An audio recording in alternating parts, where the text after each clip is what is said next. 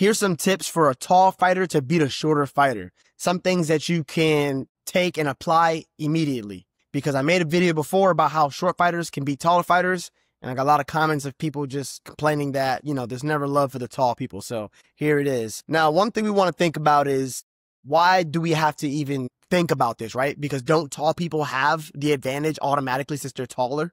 It's actually not true. I don't think it's an advantage just because you're tall. You're just going to win. Like, just because you're taller than someone doesn't mean that you know how to use your height. It's all about how you use the tools that you've been given. So if you're taller, but you don't know how to use your reach, what are you going to do against a shorter fighter who does know how to use his reach? If you're short and you don't know how to use your reach, what happens when you fight the taller person and they know how to use their reach? It's all about how you use your skills and your abilities and your talents and your attributes to the best of your ability. So yes, you do have to know how to fight as a tall person. You can't just think to yourself, I'm bigger, so therefore I automatically win. That's not how it works. So let's think about some tactics that we can use against shorter fighters. So as a shorter fighter, they're always going to be thinking about range, right? I personally think as a shorter fighter, you should be trying to stay on the outside. Some people teach that you should stay on the inside.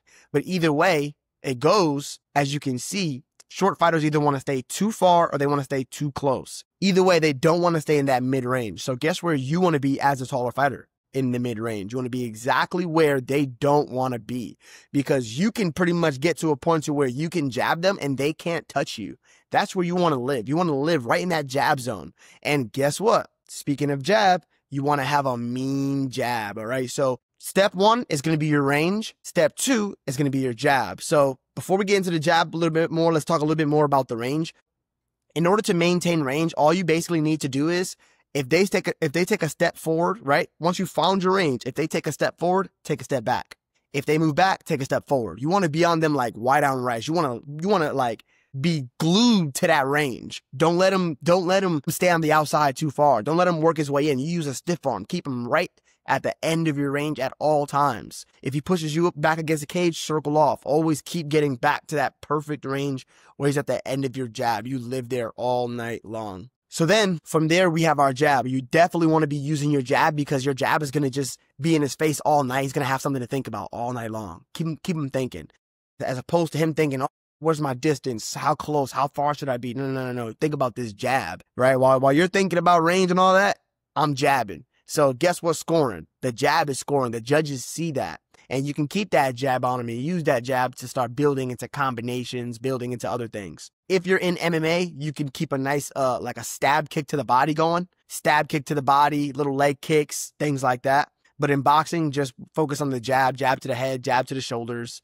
You could even jab to the body. That's fine as well. Another thing you want to do is, outside of those two, so outside of your range and outside of working your jab, you can basically manipulate the range to where whenever he tries to close the distance, because basically what we have to do is we have to reverse engineer how they want to beat you. We have to use that against them. So regardless if they want to stay on the outside or if they want to come inside, either way, if they're on the outside, in order for them to attack you, they have to work their way in to attack you and then get back out. If they want to fight inside, they still have to work their way in to stay inside. So what we want to do is we want to close that distance on them. When they go to close in on us to throw an attack, we smother them. So say this is the tall guy, person B, and the short guy is person A. When the short guy comes in, he's going to come about this close and then attack. What we want to do is we want to go like this. As he comes in, we meet him in the middle. So you smother his work. Yes, a tall person can work a good smother. Smother him so that way every time he goes to get inside to attack you, you smother him. You pretty much took away all his tools.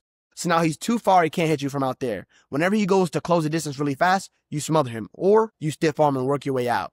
So you basically just have to play chess with the range is really what it is, because it's all about manipulating the range to the best of your abilities. If you're the tall guy or if you're the short guy, the short guy is trying his best to work his way in to attack you, and you're going to smother him on his way in, or you're going to circle your way out. And he's going to lose heart. That's going to take away his confidence. That's going to start to get really annoying. Every time I try to work my way in, this guy smothers me, or he runs back, runs back. When you circle away, people think they call it running, right? But yeah, so these are the games that you kind of want to play when you're the taller person. You kind of want to always keep them guessing on the range, keep working on that jab, build your combinations off the jab, just different things like that will help you to keep the fight where you want it to be. Don't let them dictate the fight.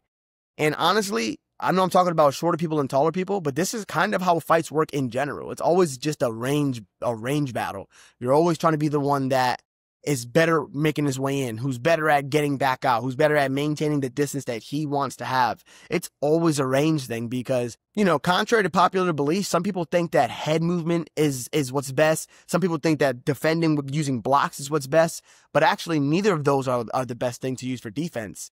Range is the best thing to use for defense. Being too close or being too far from your opponent is always going to be king, because you need a person to be at the end of your shots in order for you to do damage. If they're too far, you can't reach them. If they're too close, you smother yourself, takes away all the power. So you constantly want to be manipulating a person's range for defense, and then you can layer in everything else. Layer in the blocking as you smother. Move your head as you move back. Block as you move back. Like, just combine everything on top of your in and out movement. That's the best way to defend yourself. And if you can defend yourself, you're going to be confident, because that's where real confidence comes from. Understanding that you're not going to get hurt when you fight. If you know for a fact that you're going to be safe, if you know for a fact that you're going to be able to defend anything that guy has coming for you, you're going to be confident. Being in harm's way is what makes a person nervous. Being in danger is what makes a person afraid. But when your defense is on 100, what are you afraid of? Nothing.